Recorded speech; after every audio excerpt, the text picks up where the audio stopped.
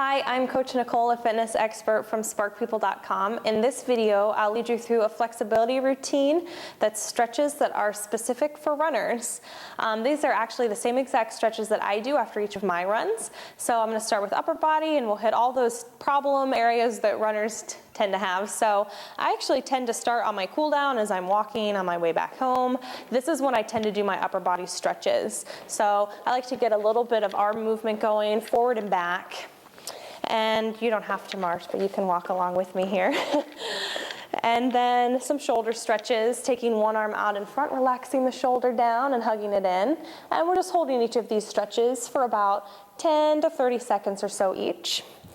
And then we'll go ahead and switch arms and release that one down. I'm just cooling down a little more, making my walk a little slower. And release it. Let's go ahead next and lace your fingers behind your back. Lift those arms up as you squeeze the shoulder blades. Keep the abs in nice and tight.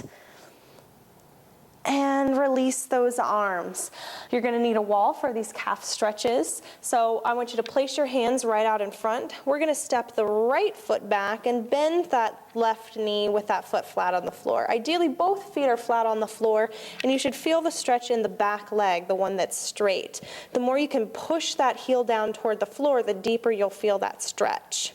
Make sure you're not bouncing either.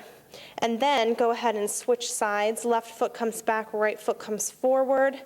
And push that heel down into the floor as you lengthen the left leg.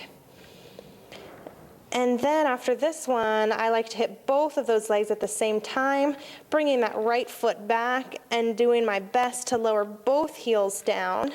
Calves tend to be pretty tight in runners, and sometimes that tightness can lead to a little bit of stiffness and even shin problems. So I try to do several different calf stretches at the end of each run.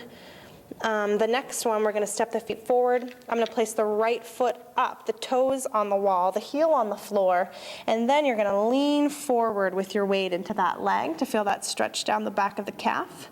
And make sure you're breathing through all your stretches. We want to go to about a 5 or 7 on a scale of 1 to 10. And release that foot. Let's go ahead and switch then. Left foot up.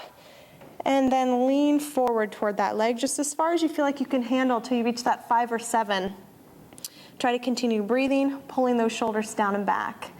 The next stretch is for the IT band, which tends to be pretty tight and can sometimes lead to inflammation there in runners. Again, with the wall, we've got one hand on the wall. You're going to take your foot that's furthest away, cross it over the other foot, and then with this hip that's closest to the wall, you're going to lean toward it. And you should feel that stretch sort of running from the hip down that outer thigh and toward the knee. And you're just kind of bending the elbow of the hand that's on the wall, making sure to breathe there. And good, go ahead and release that. I'm just going to flip over to the other side. You take the foot that's closest to the wall, cross it over, and then push your hips toward the wall as you lean. Try to keep your feet flat on the floor as much as possible during this stretch. And breathe, relax a little deeper into it. Release those shoulders. And push it back up. Next, we're going to do a good stretch for those inner thighs. Tends to be a neglected area for stretching. I want you to take your feet wider than the hips, turn the toes outward. We're going to squat straight down, and while maintaining flat feet on the floor, I'm just going to kind of lunge side to side. And you can use your hands on your thighs as you do this one, making sure the knees aren't coming out past the toes and that the heels and the feet aren't lifting off the floor at all. If your flexibility allows, reach your hands toward the floor. You'll get a deeper stretch not only through the inner thighs but also through the hamstrings. And I usually do this a few times side to side, keeping that movement going, just to have a little variation instead of always doing static stretches that you just hold. And then you'll just come back to center, walk those feet in, and slowly roll yourself up. Next, I'm going to stretch through the hamstrings. I like to use a chair, or sometimes I prop my foot up on a bench or some stairs outside. So I'm going to take the left foot up first, and before I stretch over that leg, I'm going to reach up and over the side, and this will help you ease into that hamstring stretch, but you're also getting a really good stretch down the right side of the body. Make sure you're breathing here. Then just release that arm, turn to face your leg, and then lean over the leg. Often you see people tend to place their heads towards their knees or their thighs as if the goal of the stretch is to get their head to their leg.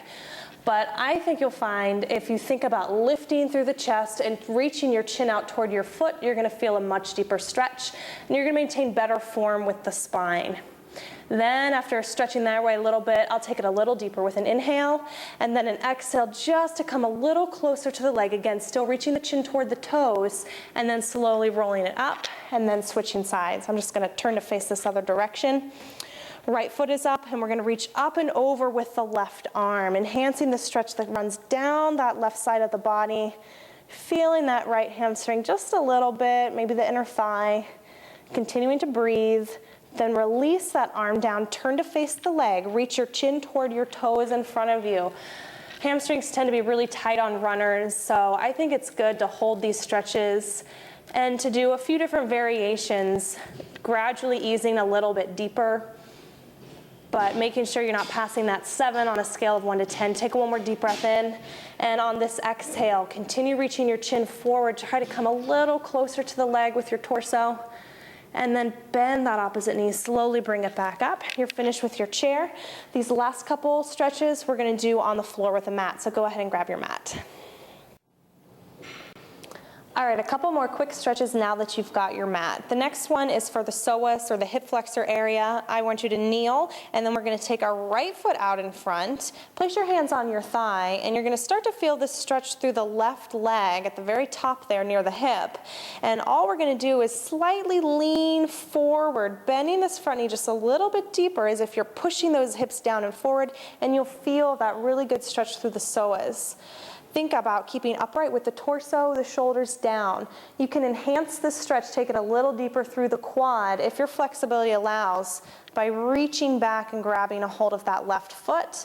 Then you'll feel that stretch through the entire quad, the front of that thigh. Remember to breathe. And then release that leg down. We'll switch sides. Right knee comes back, left leg comes forward, hands on your thigh. And then again, just leaning a little bit deeper to enhance that stretch in the right leg. Continue to breathe, keep the abdominals in.